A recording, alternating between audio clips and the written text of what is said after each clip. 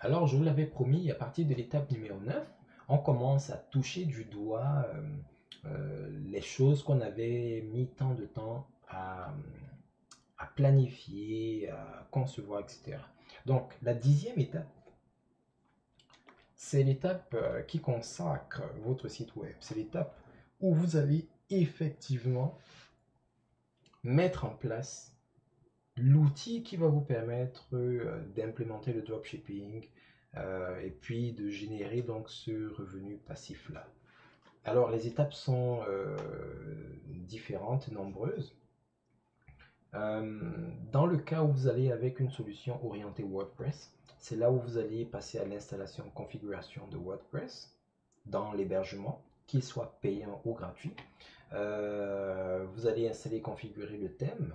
Comme on l'a dit, si vous avez un budget extrêmement serré, prenez un thème qui propose un ensemble de fonctionnalités qui correspondent déjà à ce dont vous avez besoin.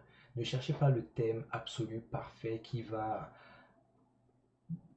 éblouir les gens de par sa beauté. Non, non, non. Choisissez un thème extrêmement fonctionnel et optez également pour les thèmes légers, c'est-à-dire pas trop lourd, pas trop d'options. Ça peut être parfois compliqué à gérer, à configurer aussi, surtout si vous n'avez pas de grandes connaissances en informatique ou en développement web ou si vous travaillez tout seul. Il faudra également penser à configurer, installer et configurer les extensions, tout ce qui va rajouter des fonctionnalités à votre système. Une fois que ces éléments sont mis en place, vous pourrez créer les articles, créer les pages, et ça ira assez rapidement puisque vous aurez déjà les contenus préparés. Donc si en créant les pages, c'est là que vous vous mettez à réfléchir au contenu, ça peut être un peu difficile à gérer pour vous. Euh, alors moi, je mets paramétrer WooCommerce après la création des pages et des articles, alors qu'on aurait pu le laisser avec installation et configuration des extensions, tout simplement parce que euh, après avoir créé des pages et des articles, vous avez un site web pleinement fonctionnel. Ce n'est pas un site web de commerce électronique, mais c'est un site web pleinement fonctionnel. Donc c'est déjà un livrable en soi. Ok, ça peut déjà présenter votre entreprise, ça peut déjà poser le décor. Vous pourriez même imaginer des scénarios où, dans un premier temps, vous créez le site web corporatif tout simplement, vous annoncez la boutique dans les campagnes, etc. Et peut-être une semaine plus tard, vous créez la boutique. Donc, c'est vraiment en séparant les choses comme ça, vous pouvez avancer de manière plus sereine. Donc, vous allez paramétrer WooCommerce. Lorsque vous faites du dropshipping, le paramétrage de WooCommerce n'est pas très compliqué puisque vous n'avez pas à gérer, comment est-ce qu'on appelle ça? La livraison, puisque la livraison est faite directement par les fournisseurs vers les clients.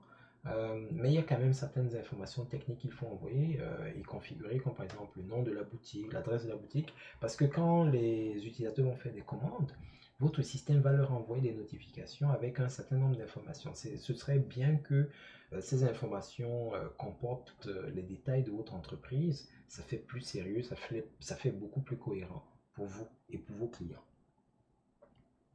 Lorsque WooCommerce est prêt, bon, c'est le moment pour vous d'importer les produits que vous aurez identifiés.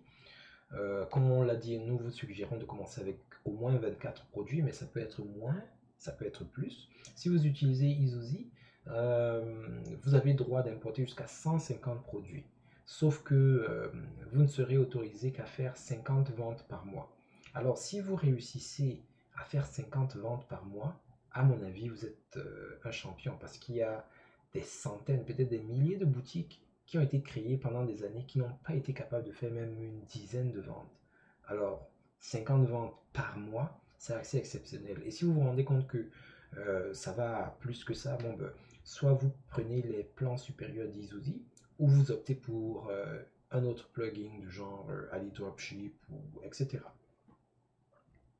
Donc, j'ai aussi parlé de l'ajustement des produits parce que n'oubliez pas, quand vous importez les produits, ils sont importés avec leur nom kilométrique qui font toute la galaxie, la Voie lactée avant d'arriver à destination là. Donc, vous allez mettre les versions optimisées des titres, des descriptions, etc., etc. C'est ce que j'entends par ajustement des produits.